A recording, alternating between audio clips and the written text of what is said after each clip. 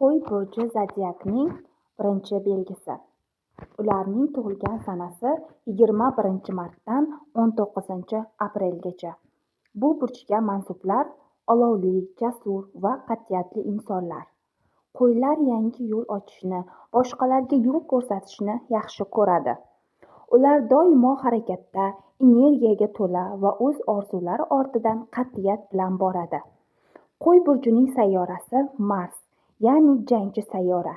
Shu sabab ular hech qachon osonlikcha taslim bo'lmaydi. Muhabbatda esa qo'y juda romantik, sadoqatli va ehtirosli.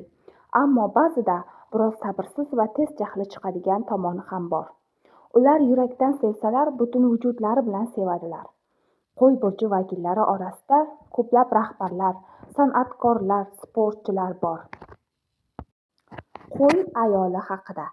Qo'y burji ayoli kuchli, mustaqil va ishonchli ayol. U hech qachon orqada qolishni yoqtirmaydi. Hayotda ham sevgidan ham yetakchi bo'lishni xohlaydi. Qo'y ayoli g'alaba sari yuradigan, orzularidan voz kechmaydigan ayoldir. Muhabbatda u juda samimiy va sadoqatli. U sevsa chin yurakdan bor mehrini beradi, ammo xiyonatni kechirmaydi.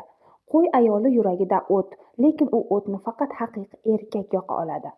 Unga mos erkak kuchli, aqlli va uni tushunadigan inson. Qo'y ayoli uchun muhabbat bu hamroh emas, hamkorlik, bir-birini quvvatlashdir. U har doim yangi boshlanishlar, yangi g'oyalar bilan yashaydi. Uning atrofida hayot hech qachon zerikarli emas.